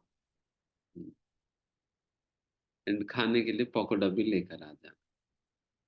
वो भी थोड़ा गर्म होना चाहिए, पिछली बार ठंडा हो गया था। तो ये जो बातें हम कह रहे हैं, ये वेटर से जो किया जाता, this is what is placing an order. We are simply using the guru to satisfy our senses. गुरु का अपने इंद्रियों को तुष्ट करने के लिए उपयोग कर रहे, तो इस प्रकार का ऑर्डर क्या रहे नहीं बनाना चाहिए। प्रभुपाद जी बता समझा रहे थे उसमें। Rather, Guru is meant to show us the path, to show us the path to liberation, show us the path to serve Krishna. Krishna की सेवा और बेहतर तरीके से कैसे कर सकता हूँ, कृष्ण की सेवा और बेहतर मैं कैसे कर सकता हूँ,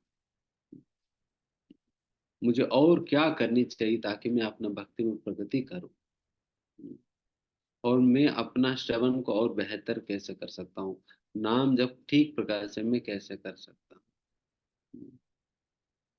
मेरी जीवन में इन समस्याओं की वजह से मेरी भक्ति में बाधा हो रही है।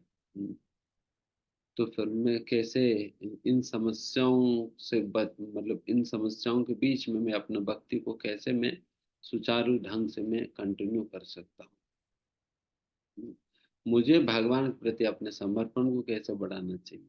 इस प्रकार की जिज्ञासा जो है ये उचित है गुरु से जो की जाने वाली है, की जाने वाली जिज्ञासा है, उस प्रकार की होनी चाहिए। एंड यहाँ पर भी जब अर्जुन के जीवन में इस प्रकार की कुछ समस्या आया था तो अर्जुन ने भगवान श्री कृष्ण का आश्रय लिया। वो बिल्कुल, and जब गुरु के पास जाते हैं रिजर्वेशन के साथ जाना नहीं चाहिए। रिजर्वेशंस मतलब पहले ही मन में लेकर जा रहे हैं कि अगर ये कहेंगे तो करेंगे, नहीं कहेंगे तो नहीं करेंगे, नहीं करेंगे तो दिन फिर नहीं सुनेंगे। अगर हमारे हिसाब से अगर गुरु हमें समझा दे दिन मानेंगे, अगर हमारे हिसाब से नहीं मिल रहे हैं देन गुरु महाराज आप अपना देख लेना, आशीर्वाद दे देना बस। हम्म, हमें जो करना है वही करेंगे, बस आशीर्वाद बना कर रखना। तो अर्जुन ऐसा नहीं कहता, अर्जुन ने कहा कि पृच्छामि त्वाम, आप श्रेयस्या निश्चितम ब्रूहि तन्मे। ब्रूहि मतलब बताइए, समझाइए। क्या समझाओ? श्रेयस्यान, मेरे लिए श्रेय क्या है, मेरे लिए उचित क्या है, ये समझाइए, मुझे बताइए। एंड इस मतलब जो कुछ भी आज भगवान कृष्ण बताएंगे समझाएंगे, जो भी निर्णय कृष्ण देंगे उसको लेने के लिए तैयार होकर अर्जुन जाना चाहिए। फिर पहले से ही अपना डिसीजन लेकर नहीं मुझे युद्ध नहीं करना है, मुझे युद्ध नहीं करना है, अगर इस प्रकार से डिसीजन लेकर गुरु के सामने बैठ जाए देन फिर गुरु के पास जाने का कोई फायदा नहीं, गुरु के पास जाने का कोई फायदा नहीं। गुरु के पास जाने से बिल्कुल ओपन माइंड के साथ आप जो कहेंगे हम वही करेंगे। आप कहेंगे युद्ध करने के लिए युद्ध करेंगे, आप मना कर देंगे युद्ध नहीं करेंगे, फिर बस जो आप कहेंगे वही करेंगे फिर।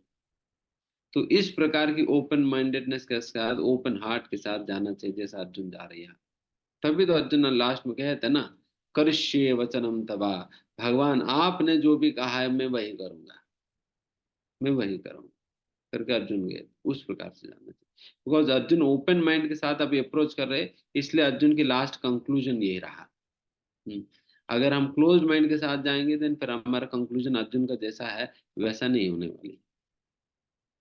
तो उस प्रकार से गुरु के पास जाना चाहिए, कोई रिजर्वेशंस नहीं होनी चाहिए। जैसा अर्जुन ने अपनी तर्क को कृष्ण के सामने रखा वैसा अपनी ओपिनियन रखा जा सकता है, बट डिसीजन गुरु को होनी चाहिए। डिसीजन हम डिसीजन नहीं बोल सकते, हम ओपिनियन बोल सकते हैं। डिसीजन नहीं बोलना चाहिए, ओपिनियन बोल सकते हैं। ओपिनियन अर्जुन ने रखा, उस प्रकार से हम ओपिनियन रख सकते हैं, कोई दिक्कत नहीं। बट डिसीजन देना वो गुरु के पास होना चाहिए। अगर डिसीजन तुम ही देने लगे तो फिर क्यों आप गुरु बन जाओ फिर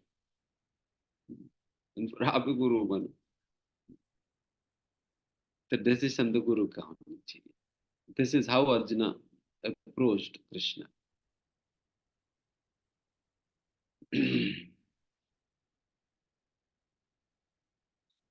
एंड यहाँ पर इस श्लोका के बाद भी आप देख सकते हो कि कृष्ण आइडियली 8वां श्लोका से ज्ञान देना शुरू कर देना चाहिए। फिर यहाँ पर तो अर्जुन कृष्ण को अपने गुरु के रूप में स्वीकार कर लिया, और अर्जुन अपने आप को शिष्य के रूप में घोषित भी कर दिया, भगवान मैं आपका शिष्य, आप मेरा गुरु हो, अभी शुरू हो जाइए, बताइए। बट भगवान कृष्ण शुरू नहीं करते 8वां श्लोका से, भगवान फिर भी देखते हैं। एक प्रकार से भगवान कृष्ण अर्जुन से कह रहे कि देखिए आप मेरे पास ही क्यों आ रहे इतने सारे लोग हैं, इतने सारे लोग हैं, व्यासदेव है, भीष्म है, द्रोणाचार्य, इस प्रकार से कई सारे लोग हैं। उनमें से किसी के पास भी तो जा सकते हैं, और मेरे पास ही क्यों आ रहे हो? तो Krishna wants to be clear enough, Krishna wants to be clear enough कि whether Arjun is rightfully convinced that only Krishna can resolve his problem, उनकी समस्या को सुलझाने के सामर्थ्य केवल कृष्ण में ही है। उस प्रकार की एक्सक्लूसिविटी के साथ मुझे स्वीकार कर रही है नहीं करके कृष्ण अर्जुन की परीक्षा ले रहे, इसलिए 8 वर्ष लोगों में कुछ नहीं कहते, चुपचाप देखते हैं। अभी देखते हैं क्या बोलेगा आगे। अपना समाधान नहीं दे रहे, वेट करेंगे। तो उस प्रकार की एक एक्सक्लूसिव शेल्टर या एक्सक्लूसिव सरेंडर होनी चाहिए, उस प्रकार का विश्वास जो अभी 8वां श्लोक में अर्जुन अपने एक्सक्लूसिव सरेंडर को व्यक्त करने वाले, उसके बाद भगवान उनको शिष्य के रूप में स्वीकार करेंगे। अभी अर्जुन कृष्ण को गुरु के रूप में स्वीकार कर दिया, बट कृष्ण ने अर्जुन को स्वीकार नहीं किया अपने शिष्य के रूप में। अभी देख रहे हैं, अभी देख रहे हैं ये सही या नहीं सही है। आइडियली तो इसी प्रकार से कहा जाता है कि हम सुन रहे थे कहीं पर, बता रहे थे कि हम्म, पानी पियो चान कर और शिष्य बनाओ जान कर करके।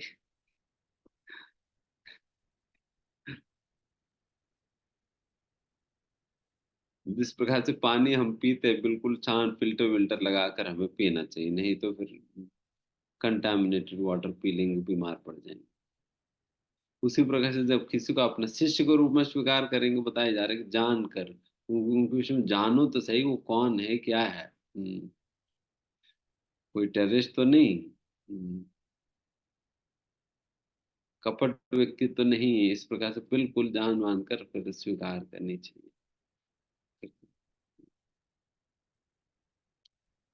डेफिनेटली अगर कृष्ण की तरह बिल्कुल जान मान कर अगर शिष्यों को स्वीकार करने लगे, देन हम लोगों की नंबर तो कभी नहीं आने वाली है। हमें तो वैसे ही रिजेक्ट कर देंगे, कभी नंबर नहीं लगेगा। अगर जिस प्रकार के स्टैंडर्ड के अनुसार कृष्ण अर्जुन को अपने शिष्य के रूप में स्वीकार कर, बिल्कुल जान कर स्वीकार कर, ये पूरा मेरे को समर्पित करेगा या नहीं, ये देख कर ही स्वीकार कर रहे हैं अर्जुन। अगर इस प्रकार की कंडीशन अगर लगा दिया जाए तो देन फिर हमारा हम वैसे ही आउट हो जाएंगे। तो सही में महाप्रभु और महाप्रभु के पार्षद या महाप्रभु की गुरु परंपरा में आने वाले जितने भी गुरुजन हैं, वो सही में बहुत ही दयालु है। एंड उनका एकोमोडेटिंग नेचर का, उनका सॉफ्टनेस का, उनके मर्सीफुल नेचर का हम सभी ही बहुत बड़ा उदाहरण है। We all stand as a great example, revealing the mercy of our spiritual masters, showing the mercy। हम ही बहुत बड़ा उदाहरण है कि हम लोग आज यहाँ पर बैठकर हम भगवत गीता सुन रहे हैं, भगवान के विषय में जान रहे हैं, ये तो केवल और केवल उन लोगों की कृपा के कारण।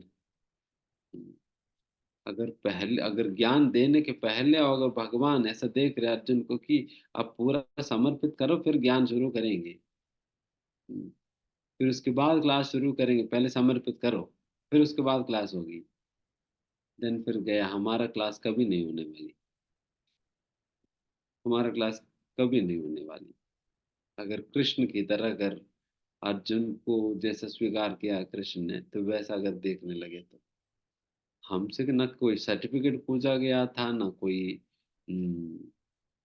यहाँ तक भी ये भी नहीं देखा जा रहा कोई मांसाहारी है, कोई शाकाहारी है, या कौन कितना गलत गलत काम किया है, कितना गलत व्यसन है, ये है वो है, ये सारा कुछ देखे बिना कोई बात नहीं, जो भी हो आ जाओ करके ले आते हैं।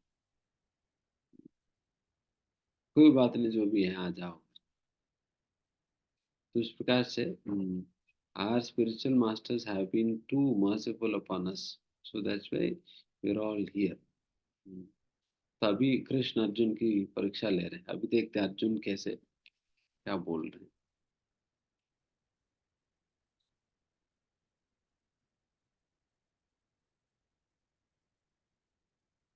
वैसे इस तात्पर्य में एक और कॉन्सेप्ट प्रभुपाद जी बता रहे हैं, कृपण। कृपण के विषय में बता रहे हैं। ठीक है, नेक्स्ट श्लोक का चर्चा करते हुए पढ़ लो। कृपण भी बहुत इंपॉर्टेंट शब्द है इस श्लोका के अंदर। कृपण मतलब कंजूस व्यक्ति है। कृपण मतलब कंजूस है।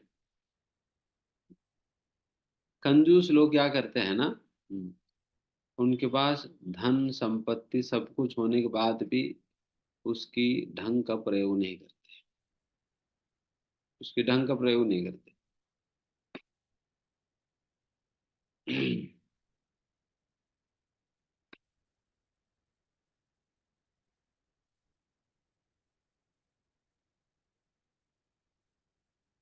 जैसे उनके पास खूब धन है, बट फिर भी फटा फटा कपड़ा पहनता है।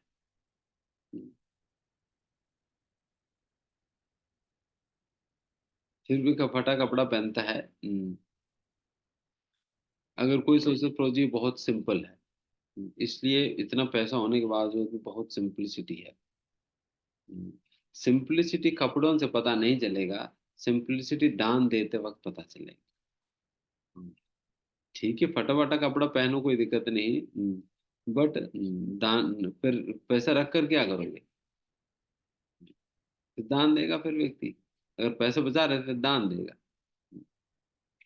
If he is not able to do that, that means he is actually attached and he is miser, कृपण है।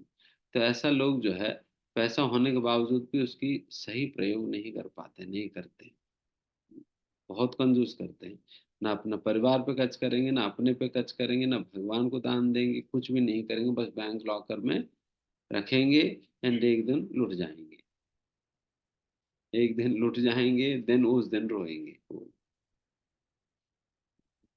वैसे ही हमारा भागवत के अंतर्गत 11वें स्कंद में एक अवधूत ब्राह्मण का स्टोरी आता है। वहां पर भी वो ब्राह्मण बहुत कंजूस था। तो उनके सारे परिवार वाले उनसे बहुत पक गए। हम्म, बहुत पक गए। बट कुछ कह नहीं पाते थे, क्योंकि सारा चाबी इन्हीं के पास है। हम्म, सारे तिजोरी की चाबी इन्हीं के पास, वो कुछ कह नहीं पाते थे, तो अरे करे क्या फिर। तो वैसे ही जीवन बिता रहे थे। फिर कुछ समय के बाद कुछ ऐसा स्थिति रहा जिसकी वजह से उनका सारा पैसा लुट गया। जब बिल्कुल कंगाल हो गया, देन फिर परिवार के लोग ही उनको घर से निकाल कर बाहर फेंक दिए थे। तुमने इतना पैसा होते हुए भी हमें इतना कष्ट देते हो, अभी निकलो घर से करके उनको निकाल कर बाहर फेंक दिया। तो इस प्रकार से कंजूस व्यक्ति है। एंड उसी प्रकार से जो आध्यात्मिक दृष्टिकोण में कंजूस का मतलब ये है, जिनको मनुष्य जीवन रूपी ऐश्वर्य प्राप्त होने के बावजूद भी इस मनुष्य जीवन रूपी ऐश्वर्य को ऐश्वर्य को वो भगवत प्राप्ति के लिए उपयोग करने के बजाय वो उसकी सदुपयोग नहीं करता है। उसकी सदुपयोग नहीं करता है, केवल अपना परिवार के लिए, अपने स्वार्थ के लिए उसका खर्च करने लगता है। जो भी कमाता है अपने परिवार के ऊपर ही खर्च करेगा। जो भी समय है वो अपना परिवार को ही देगा। न भगवान के लिए, ना उनके पास ना कोई समय है, ना कोई धन है, ना कोई, ना कुछ प्रेम है, ना कोई सेवा है, कुछ भी नहीं। सारा कुछ अपने को और अपना परिवार को बस उन्हीं को दे दिया, बाकी भगवान के लिए कुछ नहीं रखा। तो वैसा लोगों को कृपणा कहा जाता है। मेजरली कृपणा कहा जाता है। जो अपना सारा समय अपना परिवार को अपने नौकरी करने में सारा बिता दिया है, उनके पास कुछ समय नहीं बचा है भगवान के लिए। ये बहुत ही कंजूस व्यक्ति है, जो भगवान को उदारता पूर्वक, जो भगवान की वस्तुओं को भगवान को दे नहीं पा रहे। कंजूस भी है, चोर भी है, अधार्मिक भी है, सब कुछ ही है व्यक्ति। तो इसलिए यहाँ पर कहा कह रहे अर्जुन की कार्पण्य दोषोपहत स्वभाव धर्म प्रचामित्वाम धर्म सम्मूढ़ चेता। अपने आप को कृपणा कह रहे हैं, मैं बहुत बड़ा कृपण व्यक्ति हूँ, मैं बहुत माइजरली हूँ, मैं बहुत कंजूस व्यक्ति हूँ, जो कि हम्म, मैं आपको समर्पित, इसलिए जो भी व्यक्ति अगर भगवत भक्ति नहीं कर रहे हैं, भगवान को समर्पित नहीं कर रहे हैं, तो इसका मतलब वो व्यक्ति कंजूस है।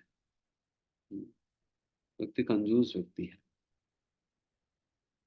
तो इस प्रकार से कार्पण्य शब्द का तात्पर्य प्रभुपाद जी दे रहे हैं, तात्पर्य। ठीक, यहाँ समाप्त करते हैं 8वां श्लोका से अगली बार चर्चा करें। धन्यवाद।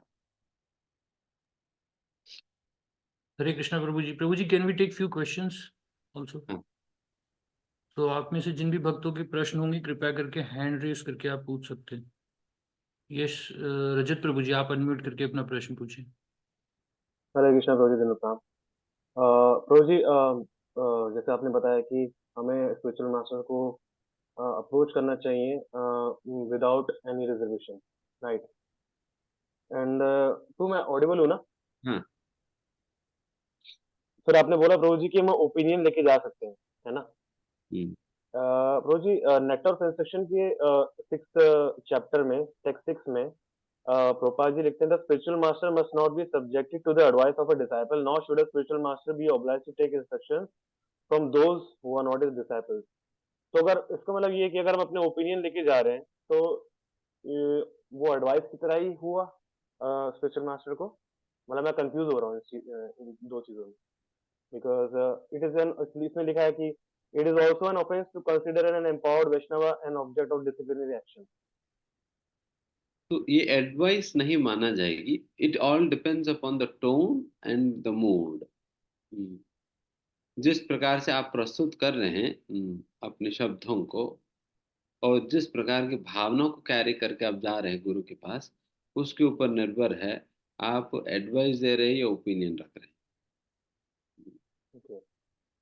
एडवाइस दे रहे हो, ओपिनियन रख रहे हैं, उसके ऊपर निर्भर होता है what is the mood with which you are approaching. अगर आप ये सोचेंगे कि अच्छा इसके विषय में तो महाराज को ज्यादा जानकारी नहीं है, तो तो आई विल एडुकेट हिम। हम्म, अगर इस मूड के साथ जा रहे हैं, देन फिर वो क्या देगा, एडवाइस देगा या ओपिनियन रखेगा? ओपिनियन। एडवाइस देगा ये तो। ये तो यही सोच कर जा रहे हैं कि गुरु नहीं जानते हैं, मुझे समझाना होगा उन्हें। ओके। समझाना होगा, देन फिर वो एडवाइस देने जाएगा। बट प्रभु जी, जैसे स्पिरिचुअल मास्टर को नहीं पता है किसी चीज के बारे में, तो कुछ भी मतलब टेक्नोलॉजी है समथिंग रिलेटेड, हम कुछ मतलब मतलब स्पिरिचुअल मास्टर को बता रहे हैं उसके बारे में, तो वो मतलब वो एडवाइस में कंसिडर करेंगे, राइट? तो आप ये कह रहे देखिए, मतलब दैट्स में मैं कह रहा हूँ ना कि the way you present it, हैं।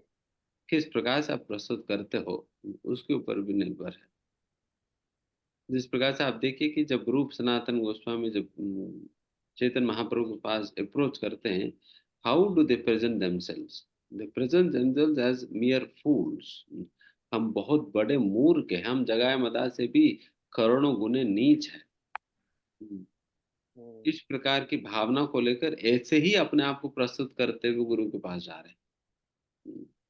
गुरु के पास जा रहे हैं, although we may be presenting our opinion, but still we should understand that this is my foolish opinion. Hmm. Hmm, This is my foolish opinion. It is simply I have put it under for your consideration. आपकी consideration के लिए हमने आपके सामने रखा है, इसको स्वीकार करने का कोई दबाव नहीं। It is just for your consideration. There is no push nor any force for you to accept, or nor any compulsion for you to accept my advice or my suggestion or opinion, कहीं नहीं। And ये समझ रहा हूँ, this is my this is this fools opinion, इस हम्म, मूर्ख की यही ये ओपिनियन है करके हम रख रहे हैं। उस समय ये नहीं सोचना है कि मैं बुद्धिमान हूँ, ज़्यादा पढ़ा लिखा हूँ, ज़्यादा जानता हूँ। अगर ऐसा हो सोच कर गया देन वो गया। Thank you so much for clarification. Yes. Yes मान्य श्री माता जी, आप अपने आप को अनम्यूट करके अपना प्रश्न पूछें। हरे कृष्णा प्रभु जी, दंडवत प्रणाम। प्रभु जी, मेरा ये क्वेश्चन था, जैसे कि प्रभुपाद जी ने जो भगवत गीता लिखी है उसमें जैसे कृष्ण भावनामृत को ज्यादा फोकस करके लिखी है, एंड जो गीता प्रेस की जो गीता है उसके ऊपर कर्म योग का ज्यादा ध्यान है। एंड प्रभु जी, मेरा सेकंड क्वेश्चन ये था, जैसे कृष्णा जी ने अर्जुन को जो भगवत गीता का ज्ञान दिया है उसमें अर्जुन के जो सिचुएशन थे वो डिफरेंट थे, बट जब कृष्णा जी ने जब फर्स्ट टाइम जब ब्रह्मा जी को जो ज्ञान दिया था, मतलब ब्रह्मा जी तो इतने केपेबल है कि वो उस भगवत गीता को अंडरस्टैंड कर पाए, तो प्रभु जी दोनों सिचुएशन में क्या फर्क है?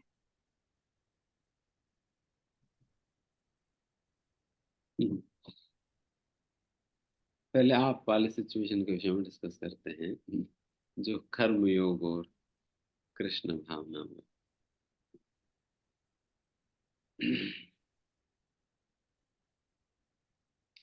तभी गीता को किन से सुनना चाहिए, कौन योग्य व्यक्ति है गीता के ऊपर, गीता के संदेश को सुनाने के लिए, एंड कौन योग्य है गीता के ऊपर टीका लिखने के लिए, ये देखना होता है। इसके लिए हमें समझना होगा कि अल्टीमेटली भगवान जैसा गीता में कहते भक्त्या माम अभिजाना जानन्ति, मेरा भक्त ही मुझे जान पाएगा। एंड वही ब्रह्म संहिता में भी दोहराए जा रहे हैं, वेदेषु दुर्लभम अधुर्लभम आत्म भक्तो, वेदों के लिए भी दुर्लभ भगवान को भक्त समझ पाता है करके। वेद शास्त्रों का वचनों के लिए भी पकड़ में नहीं आता है भगवान, वैसा भगवान भक्तों को समझ आते हैं। तो फिर जिनको समझ आता है वही व्यक्ति टीका लिख पाएगा, वही व्यक्ति टीका लिख पाएगा।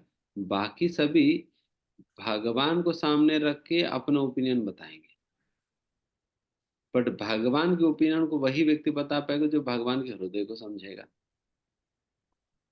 बाकी सभी सामने खड़ा तो करेंगे भगवान को, बट बताएंगे अपने ओपिनियन।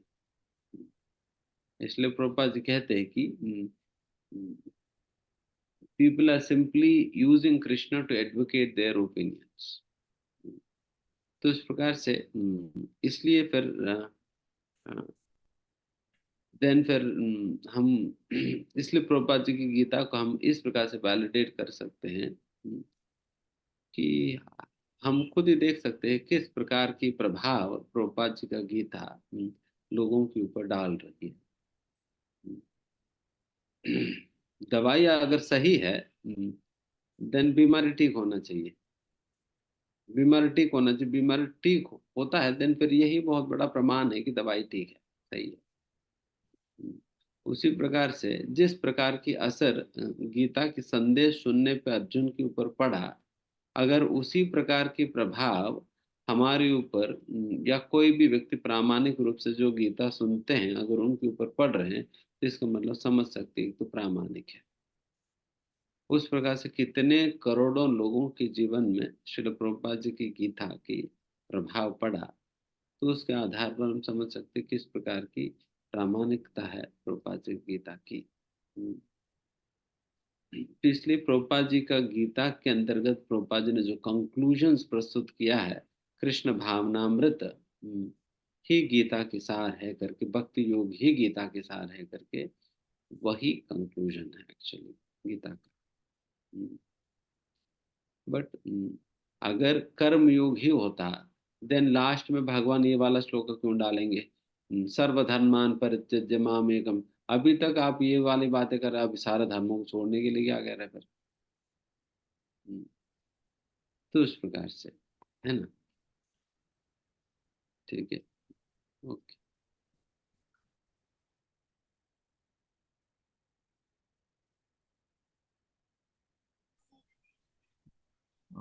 हरे कृष्ण प्रभु जी, धन्यवाद प्रणाम। प्रभु जी, what I understand, from the explanation of this text is that the more humble a devotee, or this text talks about the relationship between the devotee and a spiritual master, and that can also be the relationship between a devotee and the Supreme Lord, the Supreme Personality of Godhead. The more humble the devotee would be, he'll have more extended capacities and capabilities to surrender, and the realization, self-love, selflessness, love, in that realm, Prabhuji. Now, if we further refer to it, these are the qualities in first portion of the purport. Srila Prabhupada explains that you have to be in this realm to surrender before the spiritual master to get the guidance. And in the second para of the purport, he talks about who's a man in material perplexities. So, Prabhuji, two questions. This entire shloka is about the material perplexities, or the same is in relation to the spiritual perplexities also? What I understand, Prabhuji, is because the entire perplexities are nothing but the agitation which happens in mind due to the impure elements like greed, lust, hatred, etc., etc. So how do we understand this, Prabhuji? See, Krishna is talking about how to respond when material perplexities come in life. जब भौतिक प्रकार की समस्याएं जीवन में आते हैं, then फिर उन समस्याओं को लेकर हम कैसे रिस्पॉन्ड कर, हम करें क्या? तो भक्त क्या करता है, तो वही इस यहाँ पर वर्णन किया जा रहा है.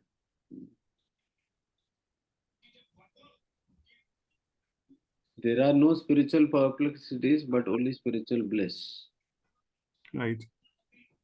Problems are material nature. Spirituality offers only solutions. Mm-hmm. The stress is due to material things, and bliss is due to spiritual things. Right.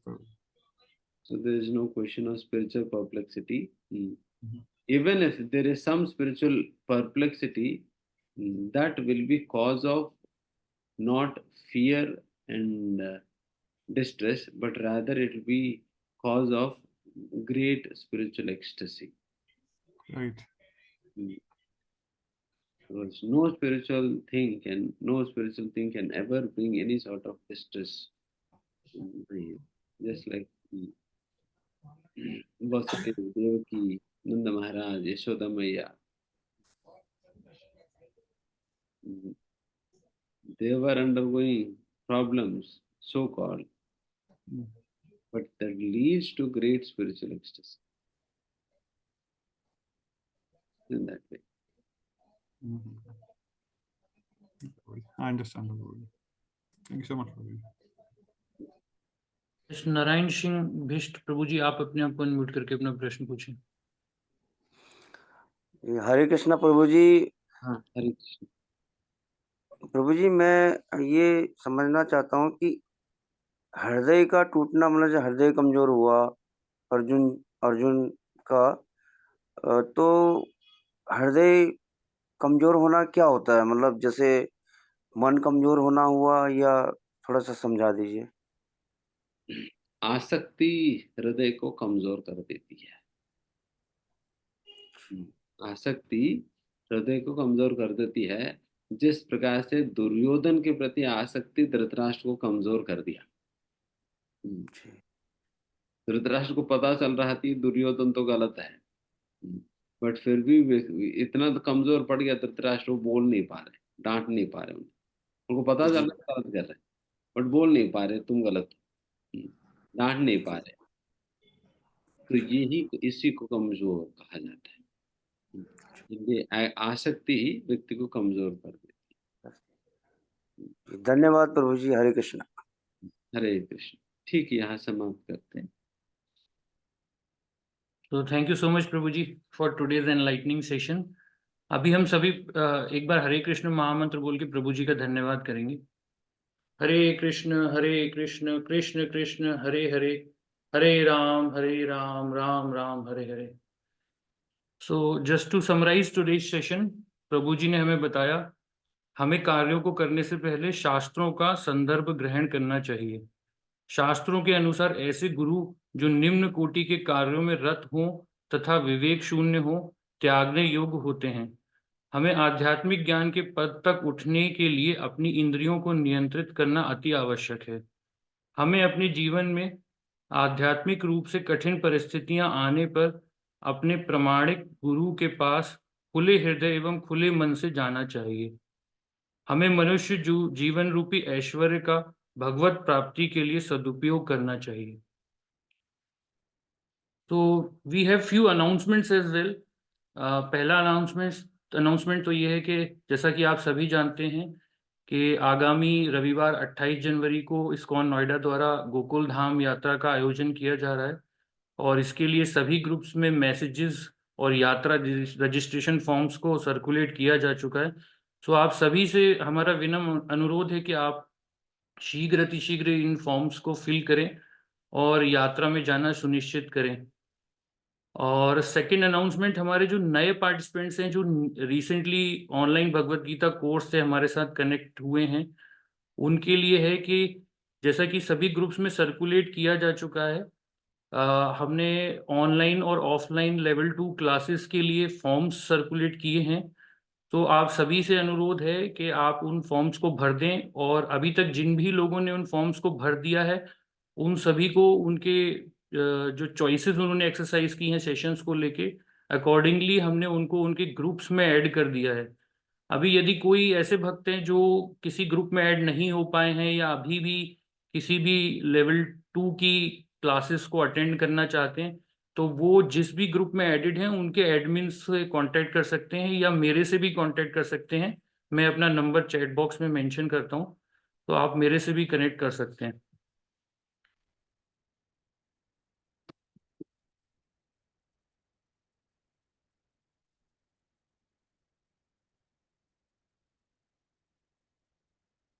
मैंने अपना नंबर भी चैट बॉक्स में मेंशन कर दिया है।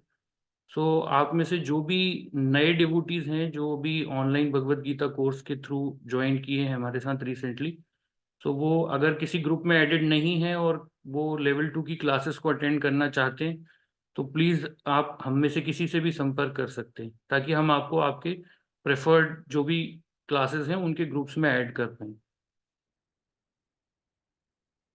तो अभी हम लोग सभी एक बार हरे कृष्ण महामंत्र बोल के इस सेशन को विराम देंगे। हरे कृष्ण कृष्ण कृष्ण हरे हरे, हरे राम राम राम हरे हरे। आप सभी भक्तों का भी बहुत बहुत धन्यवाद, आपने अपने व्यस्त जीवन में से समय निकाल के इस सेशन को अटेंड किया। स्पेशली जो नए पार्टिसिपेंट्स हैं उन सभी का विशेष रूप से धन्यवाद कि उन्होंने इस क्लास को अटेंड किया। हम आशा करते हैं आप आगे भी इसी तरह से इन क्लासेस को रेगुलरली अटेंड करेंगे और सभी डिवोटीज का और प्रभु जी का एसोसिएशन लेने की प्रयास करेंगे। हरे कृष्णा। श्रील प्रभुपाद की जय।